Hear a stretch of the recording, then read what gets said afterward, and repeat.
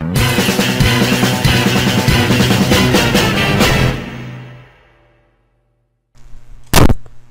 guys, ako nga pala si Giga at tuturuan ko kayo kung paano gawin yung Balls of Steel logo. Ay, Balls of Steel. I mean, Man of Steel. So yan, as na nakikita nyo, ito yung logo ng Man of Steel. Yan. Mababasa nyo Balls of Steel because, yun nga, ginawa ko nga to. Kaya, hindi Man of Steel nakasulat dyan. Nakasulat Balls of Steel. So, paano gawin yan? Una, buksan nyo yung Photoshop.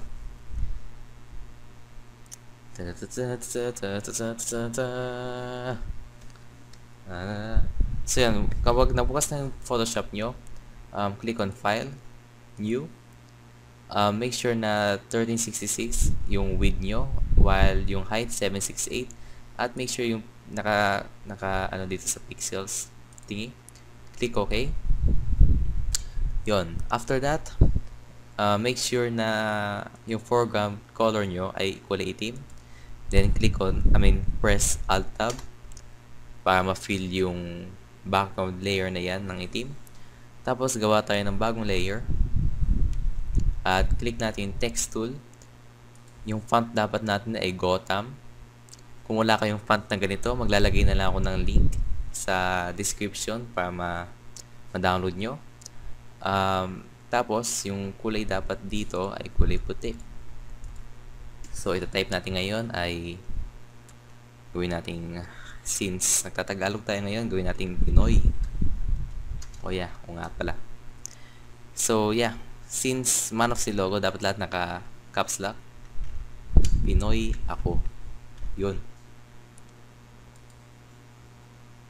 Then, after that,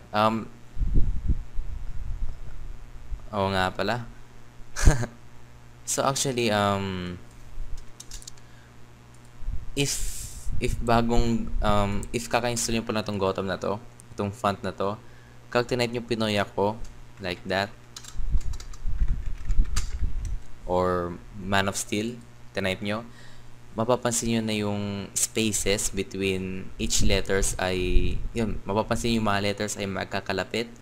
So, in order to separate yung mga letters na yan, medyo ipalayo natin sila sa isa't isa. Click nyo lang tong character palette. Then, nakikita nyo tong letter V, pati A na to. Sa tabi nyan, i-type nyo 780. Then, click on Enter para yung mga letters na to ay magkahiwalay. Then, after that, click on press Ctrl T. Tapos, lalaki natin yun to. So, upang laki natin to na hindi natin nasisira yung itsura ng Pinoy ako, habang pinipindot natin, habang hinohold natin yung shift, click nyo tong bottom right na box na to, tapos i-drag lang natin siya palabas. As you can see, lumaki yung letter natin while nakukuha pa niyo yung true itsura niya. Hindi siya gumanito, or gumanito. Kaya may shift tayo pati may ganito tayo para yung nga maganda tingnan. So yan. Once na nakuha na natin yan, ay medyo igitna natin ha. Click nyo to. Tapos ito, igitna natin. Then after that, mapapansin nyo may dumi-dumi siya. Hindi siya, excuse me. Mapapansin nyo itong logo na to, hindi siya pure na puti. Gradient siya. So, paano gawin natin yan? So, balik tayo dito. Right-click nyo yung Pinoy ako, tapos rasterize type. Then, click nyo yung gradient tool. Tapos, click nyo yan dito. I-choose nyo to. Ito yung choose nyo. Click nyo yan. Then, after that, baguhin nyo yung kulay dito. Yung kulay dapat ay ganito. Ito, tinan nyo to Yan. Type nyo to. E5, E5, E5. Click OK. Tapos, dito naman, ito dapat yung kulay niya. 9C, 9D, A2. Click OK and click OK. So, once na ito na yung natin, yung gradient color natin, control click nyo yung thumbnail nitong Pinoy ako, itong layer na to, para ma-select tong, ma-select yung buong letters, buong letter na to, buong letters na to. While habang nakaselect yan, may lalabas ng mga broken lines na gumagalaw. That's good. Then after that, punta kayo sa sa first letter nyo. Tapos make sure yung cursor nandito sa loob ng letter natin, nasa bandang taas siya. While holding shift, click shift and click, tapos drag down yung pababa. Huwag nyo ilalagpas yung cursor sa letter. Then bitaw. At control D, nagbago na yung kulay niya. Dati kulay puti siya, ngayon medyo grayish na siya, metallic looking. And yun. After that, oops, mali. Mapapansin nyo na may dumi-dumi siya, diba? Ngayon, ito ilalagay natin, dumi. So, balik tayo dito. Gawa tayong bagong layer. Ipangalan nating dumi. Ay, naka-caps lock. Yan. Nakadumi. Tapos, click tayo dito sa brush tool. Tapos, pili tayo dito ng Mapapansin nyo, madami akong brushes. Tawag dito brushes. Once sa inyo, konti lang yata. Magpo-provide na lang ako ng link sa description. Then, click nyo, download yung brushes na ipro-provide ko para sa Man of Steel logo natin. So, pili kayo ng brush na sabog-sabog. Hiwalay-hiwalay siya. Pang pwede itong brush na to. Then, as you can see, yung brush natin wala dito sa cursor natin. Just click on caps lock para lumabas siya. Nakita niyo yan. Ngayon, hindi ko kung gagawa tayo ng logo ng Man of Steel, hindi ko recommended ang gumamit ng brush na malalaki yung tuldok-tuldok. Maganda kapag hiwalay-hiwalay siya, so wag yan. And by means na hiwalay-hiwalay, dapat yung ganito.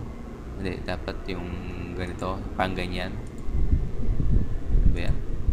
Yung parang ganyan siya. Yung mukhang madumi talaga tingnan.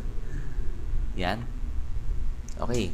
So, once na-select na natin yung brush natin, control plus nyo. Control plus, para mag-zoom in tayo. Tapos punta tayo sa pinakauna nating letter. Click nyo yung Pinoy, yung first layer natin. Tapos piliin natin yung elliptical marquee tool. Tapos i-select natin yung pinakauna nating letter. At pagkatapos niyan, click nyo to. Ito, yan, click nyo yan. Tapos click natin yung up arrow key. Tapos down arrow key. Yan, para ma-select itong letter na to. Tapos lalagyan na natin siya ng dumi. So, bago natin ilagay ng dirt itong letter na to, make sure na nakaselect yung dumi na layer. Tapos, in order to resize this, para baguhin natin yung size ng brushes natin, click nyo lang yung brackets dito sa keyboard. Yan, nakikita nyo. Ang left bracket ay pampaliit, while ang right bracket ay pampalaki. So, yan. Make sure na nasa dumi na layer tayo. At basta click ka lang. Oh yeah, oo nga pala. So, nagkamali tayo ngayon. If nagkamali ka, Ctrl Z lang. At make sure yung foreground color natin ay itim. Since dumi siya, dapat itim. At click lang tayo. Nakikita nyo? Ctrl Z. If kailangan ng pagbabago. Ang pangit, puti. Ang pangit ng brush na to. Baguhin natin. At ganun. Ang pangit ng brushes ko.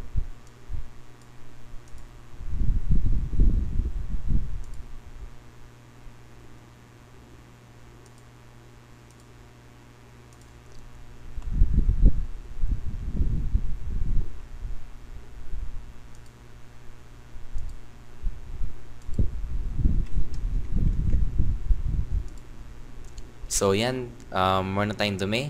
Just press Control D. At yan, madumi na yung letter P natin.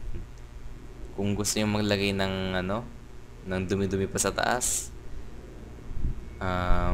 let's select this first letter ulit. Click nyo to. Tapos, dun tayo sa first layer. Click nyo muna to, first layer. Select natin to. Tapos, yung nga, arrow key up. Ay, ba't ganun? Oo nga pala. Click nyo muna to, tapos arrow key up at arrow key down. Tapos, lagyan pa natin ng dumi. Kahit konting dumi lang. Paano ba yan? Yan. Ngayon, if naglagay yung brush, if nakaselect yung letter natin na to, kahit anong brush ko dito sa letter I na to or sa ibang letters, hindi siya ma-affected, hindi siya malalagyan ng dumi. Kasi nga, nakaselect lang to sa isang letter na to. Para dito yung focus natin. So, yan, may dumi-dumi na. Control D. O, yan. Kita nyo?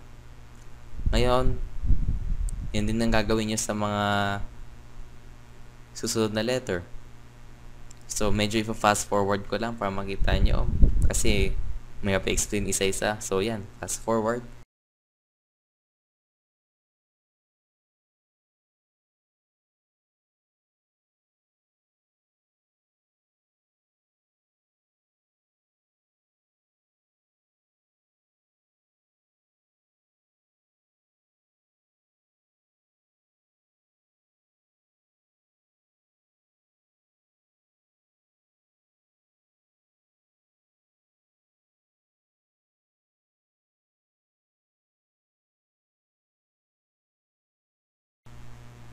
Okay, so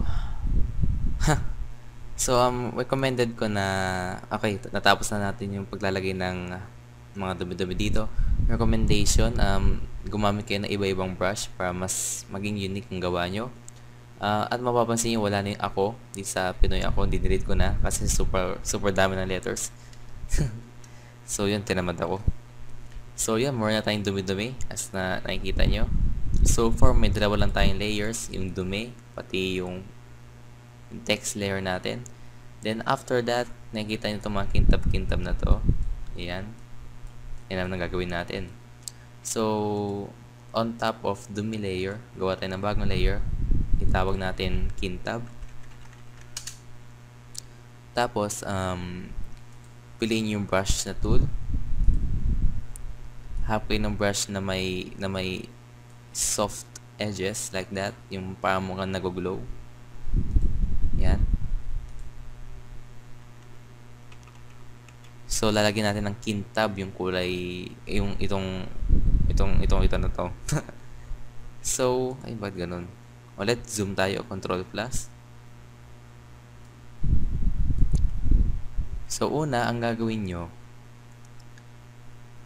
make sure na yung capacity nito ay 50.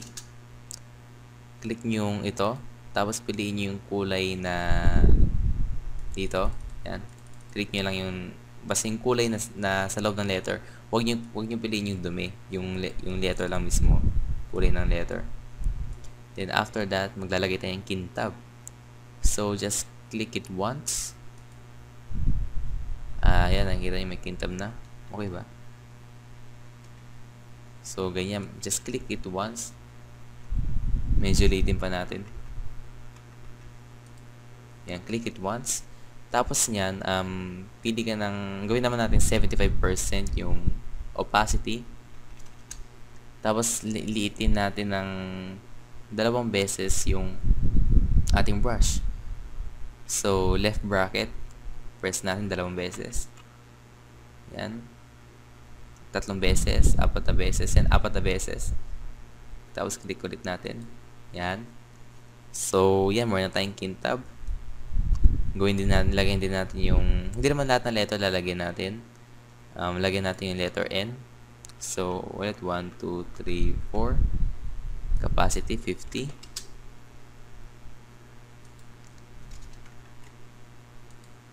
Yan. Tapos, 75. Oh, mali.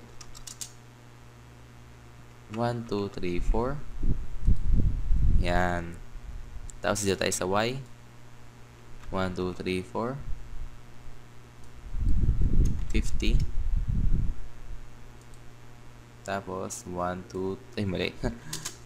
Excited. 1, 2, 3, 4. Yan. So, meron na tayong kintab. Kaso, mukhang ang pangit ng kintab natin dito compare dito. Yung kintab dito, talagang nagsha-shining, shimmering. Napapansin nyo? So, yun na yung indicator may buntot.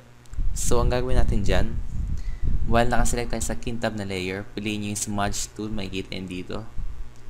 Sa baba siya ng gradient tool na ginamit natin. Yan o. Kapag nakikita yung, kapag ibang icon ang nakalabas dyan, just click and hold at yan, nakikita yung smudge tool. Para siyang kamay. Ay, daliwi siya. Then after that, liitin natin yung brush natin. 1, 2, 3, 4, 5, 6. Okay, 5. Okay yung 5. Tapos yung strength, 80%. While holding shift, click natin, shift and click papunta sa right. Ay, wow. So, gawin natin 40%. Click and shift papunta sa right. Yan.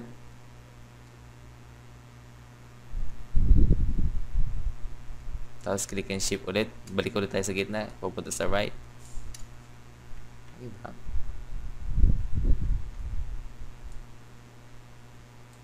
Kasi control ads ko. Baguhin mo nga. Medyo late din pa natin to.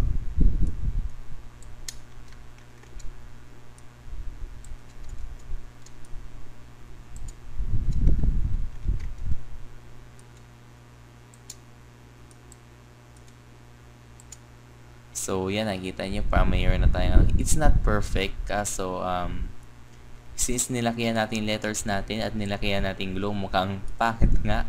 Kaso, if mas maliit yung letters, mas maganda tignan yan. As you can see. So, ulit, smudge tool, click, while holding shift, click and drag pababa, ganyan, click and drag pababa. So, yan, parang ganyan-ganyan. Gawin natin sa ibang letters. Click and drag pa ganyan. Click and drag pa ganyan. At yung hindi naman kailangan perfect. So hindi naman kailangan same size of brushes. Yung iba liitin natin.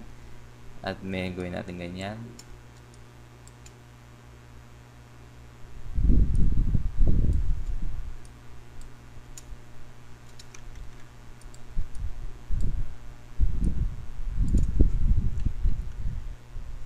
So, kag malayuan, nakikita nyo parang Man of Steel. But, so, parang ganyan. Ganyan na kung paano gawin yung Man of Steel logo natin. Tignan natin kung maliitin.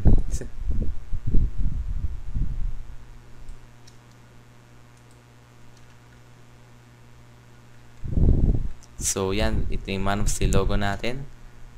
Try natin compare yan dito sa,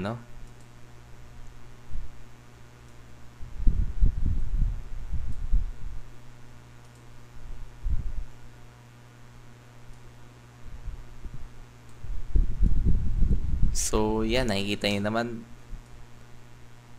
para siyang Man of Steel but it's not perfect.